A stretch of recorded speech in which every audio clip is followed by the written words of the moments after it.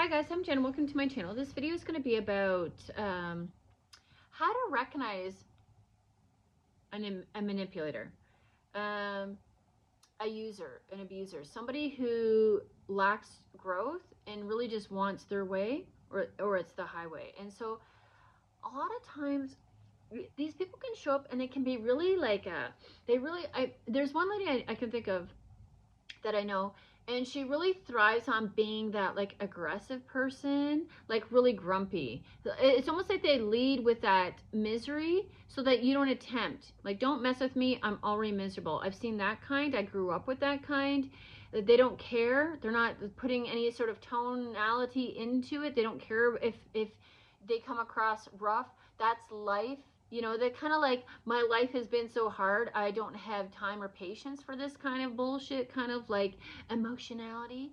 So I've seen that very aggressive, rough around the edges type of manipulator, and it's almost like they want you to feel sorry for them, because once you call them out on their bullshit, that's where they go into the victim, like, well, my life has been hard. I've been working my ass off since I was in kindergarten, and so you know what, I can't help it if you don't like my tone, but my life is hard, you know. And I've also worked with a woman like that, where she was just so rough and just rude. They're the blunt ones too. They like to call it as I see it, and so they don't see their bluntness as being rude. They're just like, well, I'm just calling it out as it is, right? It's someone you don't like to be around. And I think, honestly, I wonder if these people develop in childhood when they've been like, I know there's a version of being parental, oh, I can't say it, parenting your kids. I'm not very good at describing all these things. Parentifying your kids. But I also think there's, you know, those kids that grow up way too soon, because like the ones that are those little girls that are like mimicking their moms in the way that like you know, they're way too young to be thinking about boys, relationships, their nails, their hair, their looks. You know, there's one thing about hygiene and taking care of yourself and, you know, wanting yourself look put together. But there's another thing when you see a small child like overly obsessed with these things. Like when I see it in an adult, there's an ick factor. So I can't imagine, like when I see it in a kid, it's sad. I'm sad when I see that. And it's sort of like when you had a young child just who talks amongst the adults like they're one of them, instead of spending time with kids and being young and fun and not angry. You know, think of Gossip Girl circles. What are they doing? They're resentful. They're judging everybody else, and they're talking about everybody else, and their shit doesn't stink. So like when you see somebody like that, like when you see a little kid that's kind of you know, there's one thing where I wasn't allowed to speak at all, but then I think it's the other side where these kids are allowed to say whatever, and people are like, you know, those kids that are swearing when they're like 3 and people think it's cute, you know, and it's one thing to catch you off guard and be like, oh my God, my kid is learning to speak and they just said a swear word. That's one thing to be like, oh my God, and then you try to hide it. You don't like encourage it. But are those kids where it's this is encouraged. People think it's cute when they see this. You know, I remember watching a video where this little girl said, you know, what are you looking at? And like her dad said, what are you looking at? She's like, you, and then gives him the finger, and he laughs. And she's like, I think she's like 4 or 5. And like, this isn't just the first time she's done this. It's the first time they got it on camera. And he laughs and he's like, that's what I taught her, that kind of thing. And it's just kind of like, oh, that's not cute. It's not like that. It's just not cute. It's just like, you know what that's going to grow into, right?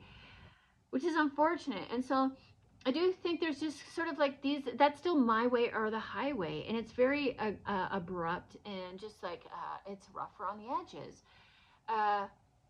But then there's the other manipulator who is very, so like that first one is kind of like bullyish, right? They're very aggressive, gruff.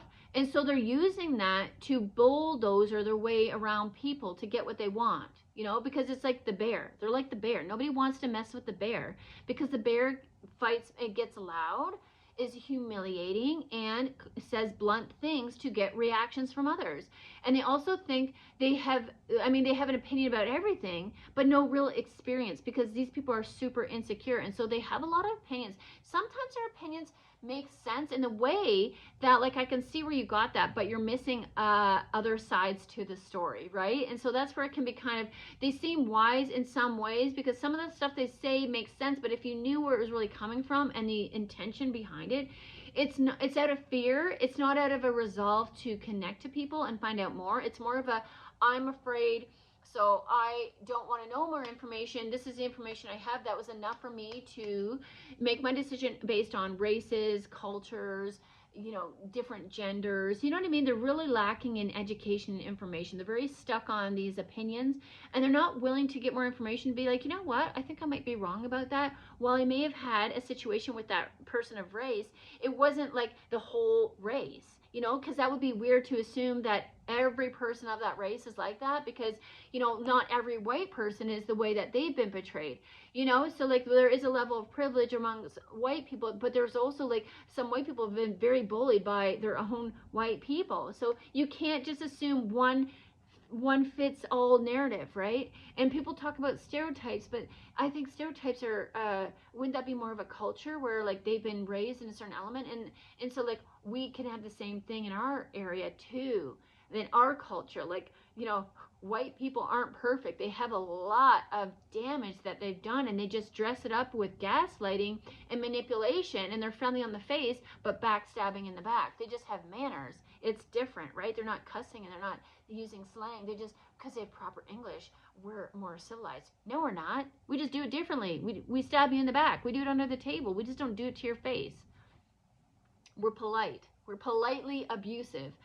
And so that's where I go to the other covert narcissist, is where it's weird. This was a weird one for me, because I remember looking up to certain people because like I didn't have money and I was trying to make money, but not off the backs of others, trying to learn like, what did they do? How did they get there? I've always had a very curious, inquisitive mind.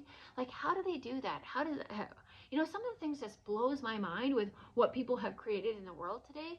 And I can't even begin to think, how did you get there and come up with that, right? It's crazy. And so for me, like, I want to learn from people and know, how did you do that? But I started in asking those questions and getting in that mindset. The people that I put on pedestals, I realized they don't deserve to be up there, because they really haven't done the work the way you're supposed to in a moralistic manner. And they're schmoozy, they're slimy, but they cover it with caramel so you don't really see it at first, right? They're slippery. And but it's hard to recognize them, because here's the thing: when someone's friendly to your face, it's very challenging to call them out. You don't want to rock the boat, right? You don't want to ask questions. You don't want to set boundaries, because for me, I know I was raised to be a good little girl. And so good little girls don't rock the boat. Good little girls don't ask questions. We just, that's the way it is. We don't question it. That's the way, like, just trust me, I'm your parent. Trust me, I'm an adult. I know better than you. And then you grow up with that patterning, and you never end up asking the questions, because you're like, this is just the way society is. This is the way it's supposed to be, but it's not. And it's because somebody benefited from that structure and that system, so where they don't want to have to do the work that they're meant to do, they like that you're going to do it. So this is where this friendly face comes in, because a lot of people just have to be a friendly face, because they understand with a friendly face they can get a lot from you, women and men. And so that was the most challenging part, is like, if someone is way too friendly, like, this is why you have to flex your no cord and your question cord. And I also, like, it feels like too, from the I just did a video about my earlier experience today about a neighbor entering my yard, and while we had talked about him doing that, the idea for me was like, I need you to knock on my door and make sure I'm there. I just don't want you wandering into my yard. I thought that was an assumption. Like, I thought that was, that would make sense. Like, no, I don't have a fence, but I don't know you. I don't know your name, and you're walking into my yard. That seems weird. Now, here's the thing too. So I have to get better, I guess, at like really structuring and detailing these conversations to make sure and understand that everyone has different expectations and experiences in life. So like I said, like in the video, he could have neighbors that do let him do that, have no problem. Maybe he met someone on the street, he did this before, and they were totally fine with it. Some people love company all the time or anytime and don't require that. So it's not just a him thing, it's a me communication too. And I don't know if I extended that in the video, and I should have. Maybe I'll add like a comment in the comment section about that. But so here's the thing: when you put up boundaries like that and people follow them, that is somebody who is looking, to me, in my experience, anyone who I've had to clarify things with and over communicate with, I've never had those people come back and be like, you know what, I can see where you're coming from, and I can appreciate that you need that from me. I don't know why, but it's not a big ask. It's not a big deal. You know, like for him, like he was the man I'm talking about. Like he apologized. He's like, you know, he's just gonna finish up with the butterflies. Cool. So like for him, moving forward from that, if he wants to continue building a connection, a platonic connection, then he would be able to respect my boundaries moving forward. And if he had a conversation and say, you know what, I get where you're coming from. Like, you don't want any person just showing up. Like, I don't even know your name. I totally can understand where you're coming from. You don't want people just showing up in your backyard. Like me walking out there with my dogs or without my dogs and seeing someone in my yard randomly, that's weird. I don't like that. I don't like that feeling. I've already had enough shock and whatever in my life. My backyard is my safe space. I don't need people hanging out there unless invited, right? And so he could understand. He could take some time to be like, I understand that. And even if I like people in my backyard, I don't have to know why she doesn't like people in their backyard, because she pays for that property. She gets to decide who's there and who's not and how that happens for her, right? So some people can put themselves through that processing and self-reflection and like being like, yeah, I get that. They can put them in your shoes.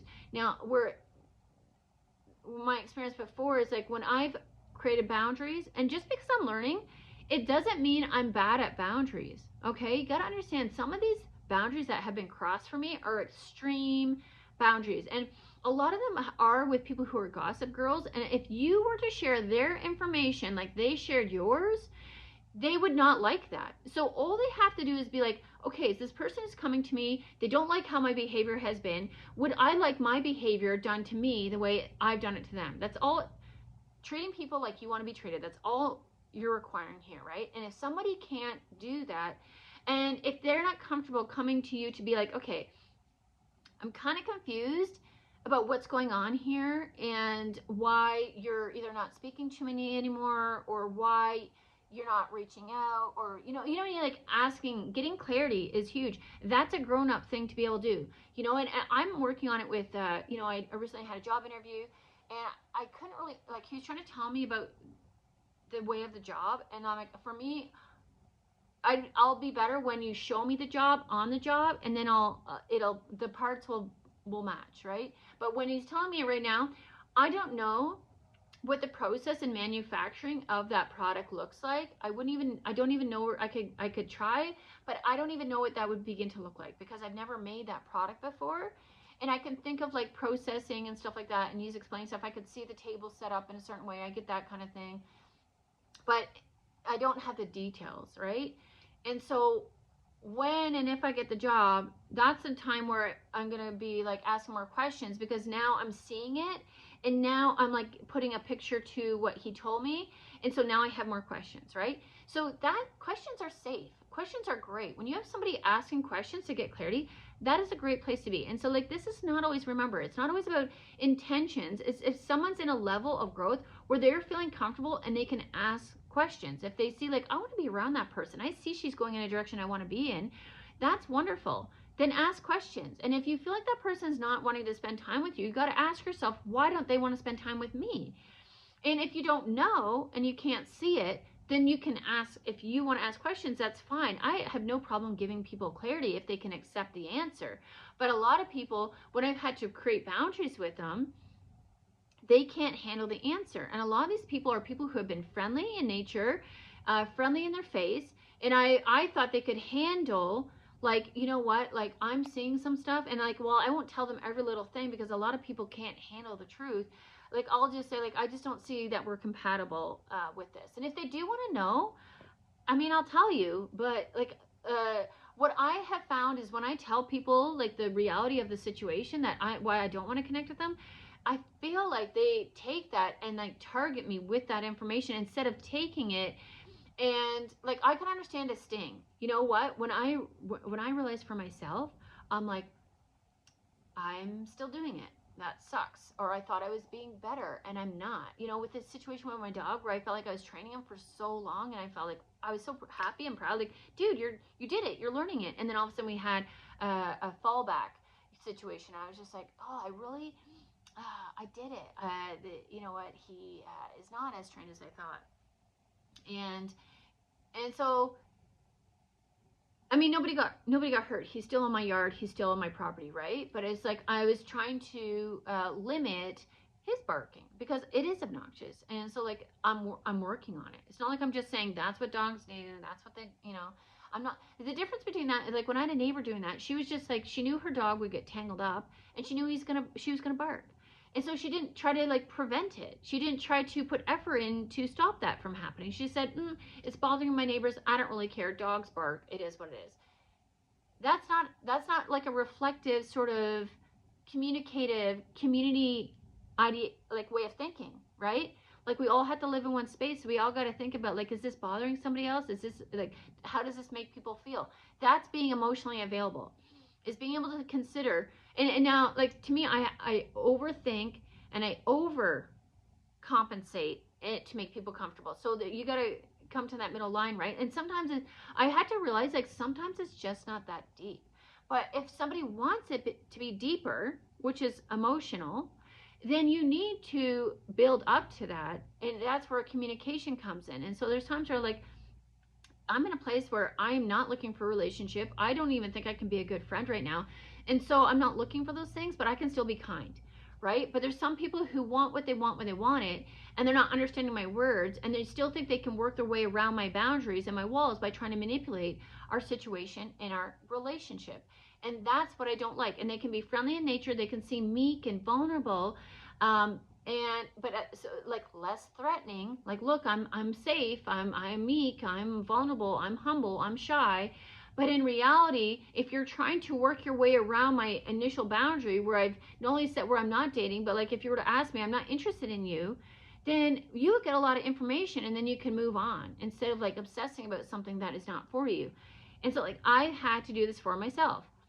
So this is also like, recognizing where somebody lacks social skills and the education to become better. And I've also, so there's people who just, they have not put themselves into that grow zone, right? For whatever reason. I don't know the reasons. It's not my job. It's not my focus. I don't know you well enough. Like, for me, I've had to deal with these people who are really aggressive in nature, and when you call them out, they totally deny it. They don't want to acknowledge they're doing something out of their possessive behavior over somebody else, or their possessive nature over the attention that you're taking from them, right? But it's like, if you were better and authentic, you would get attention, but they're already getting attention. You know what I mean? But the attention they're getting is based on the manipulation of, like, the idea that you need them when you don't. So if you no longer need them, they see that as losing attention. And it could be. And so they like to feel needed. And so they like to put themselves in positions of helping people, of being portrayed as a helper. And so once you break that cover and you see, I see you're trying to get a connection with me through false means, manipulative means, and when I start calling that out, then they get angry, because that's their whole cover, not just for you, but for other people. They want to be seen a certain way, but they're not helpful. They're manipulative, right? Like, let's say what it is. And like I said, like, these are behaviors, and what you do with these behaviors are on them. And so if their behaviors get to the point of being abusive, financially abusive, where now I have to leave a workplace because you think that touching me creates some sort of connection with you, and I don't want you to touch me, that's a problem. And so, while I do believe, like, some of these people that have had to put boundaries up still do stalk me, it's not like I don't believe it's like a prey stalking where they're, like, about to attack me. Well, some of them do come back to try to take from me, and some of them do try to get one up on me later too. And a lot of them will try to copy me because they see that, oh, she's in some sort of way, like, she's getting the attention that I want, so now they want that attention too. So they'll try to believe in the universe and be spiritual when they're really, like, Christian, which is so weird. Like, you've never been that way before, and all of a sudden you're it's like grifting. There's a difference between grifting and growing. Growing is like realizing, you know what, those belief systems that I had in spirituality were keeping me stuck and were delusional. I'm going to do a video on that, like, all the things that I picked up in spirituality. And spirituality isn't Christianity too, right? It's a belief in something outside of yourself. And the beliefs are like rituals involved and how you show up or don't in the world, and who, you know, the safety nets that you implement that are really actually kind of unsafe when you think about it. It's almost like we need to believe these things in order to keep going. And like having faith in something and having faith in yourself are very different. And maybe I should do something about that. Notepad and paper. Give me a minute here. Sorry, guys.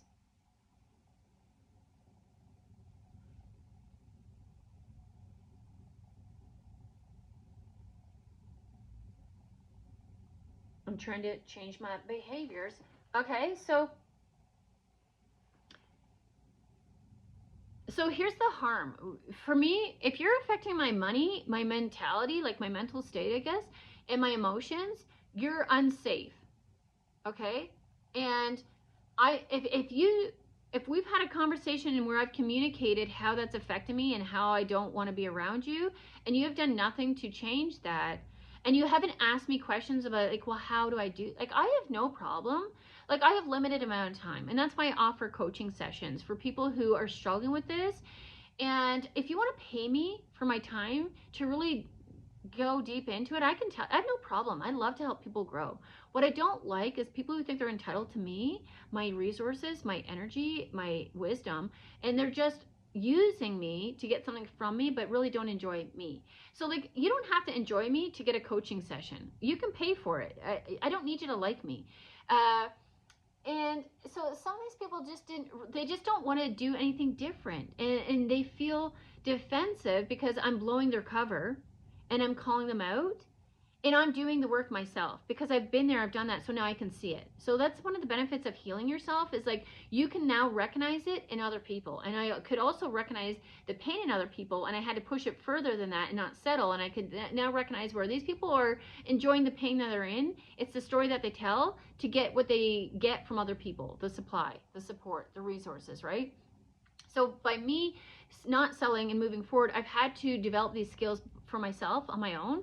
And so there are people that get triggered because a lot of these people, it's not just supply, but these people need you to see a need in them. And when you don't, that's like a friendly face. Like, a lot of people show up, like when you're by yourself, a lot of people can see, I want to be her friend. She doesn't have any friends. Let's be friendly, you know? And so like they mirror you. They can see like she doesn't have a lot of friends. Maybe they can sense my awkwardness at times. But there's something like, remember, narcissistic people are good at mirroring. They're good at seeing what you need to get what they want, not just for them, but to create a connection as well, right? Because it's not just always like, I don't have money, I have things. I don't have money right now, but some people, like, what I have is better than what they have. Or, you know what, they don't know what I know, and so but they don't want to pay for it. They just want access to it. But I mean, it's on YouTube. I'm putting this on for free because I think it's beneficial to people to understand what I've learned. I think it's helped me, so I think it can help other people. That's why I keep showing up. And yes, I would like to get paid for it. YouTube has just changed their ways of doing this, so I don't know how I'm going to keep doing this, especially if I'm not getting like the likes and subscribes. I am trying to manage my videos in length. And so manipulative people, like I said, so like I recognize manipulative people when they're caramel energy. What it feels like, it feels immediately safe and secure. And that's what they want. They want you to meld into them. They want you to like really attach yourself, sticky like caramel. They're doing that. That's the love bombing phase, right? I want you to feel so overwhelmed with love and care and comfort and safety that you're not going to question my intentions. Because when I show up so friendly like this, it's going to be so hard for you to ask the questions and get clarity, because it's going to make you feel bad. And I know it's going to make you feel bad because I saw you walking in the door. I saw your body language. I saw that you care about what other people think. And I saw that you care about this job and that you need it that bad. The way you're working so hard, I know you need this job. You're desperate. They can sense your desperation. And so when I was desperate, there are times when I avoided asking the hard questions. There's questions you want to ask and you're like, you push it off. If you're still doing that, you're still not independent of yourself. You're still scared of making someone mad. And if you're still scared of making someone mad, you're still people pleasing. And if you're still people pleasing, then you're still looking up and putting other people's importance of comfort up on a pedestal instead of your own. And so I had to work through those processes. And so the caramel energy is love bombing. That's how these coverts show up, and they're expecting you not to ask. It's like I had a cousin which said, you catch more bees, or what is it? You catch more bees with honey. And that's how she shows up in life. She's very politician-y. She's very schmoozy, but she's very use and abusey too. So I'm going to end this video here because I'm trying to keep them shorter. If you want to know more about this, put it in the comment section if you have any questions or you want clarity. Also, I am available for coaching sessions if you need some extra help. And it's not like you're going to have to do this all the time. Sometimes we just need something to get us unstuck, or I can teach you a tool that I use that has helped me that I could go back to. And sometimes you just need to be reminded, confirmed that you're doing the right thing. So if that's you, maybe you just want to have a conversation and ask me questions about how I got and what I'm doing. All these things can be done during these coaching sessions. They're not structured, and as I get more experience, I may structure them more, but the reality is I do have a high skill set in observing in others what they're doing wrong, and because I've done the work on myself after that, I was able to recognize it. I did the work myself, so now I can give you guys solutions on how to what has worked for me. And I also have the drive to keep going. And so if I for some reason can't find a solution and answer for you, I will come up with one. It's just who I am. It's just how I do it. I haven't stopped because of that, because I don't stop. If I don't find an answer, we're not stopping. And so if that sounds like someone you'd like to work with, be sure book a counseling session. It's in you can just email me. Currently my schedule is flexible, but if I do take a 9 to 5, it'll be probably just on the weekends that I can take appointments. So keep that in mind. And the sooner we make appointments, the less I'll have to go back to a 9 to 5, and I'll be more flexible. So we'll see what happens. But thank you guys for watching. Hopefully this helps. Be sure to like and subscribe and comment. I'd love to hear from you guys. It helps me to see what is helping you or not. And then also there are ways, if you're comfortable and capable, to financially donate in the comments or in the description box, or you know where to find it. It's all in there. That's greatly appreciated. Not expected, but I could really use it right now. So thanks guys, and I'll see you in the next one.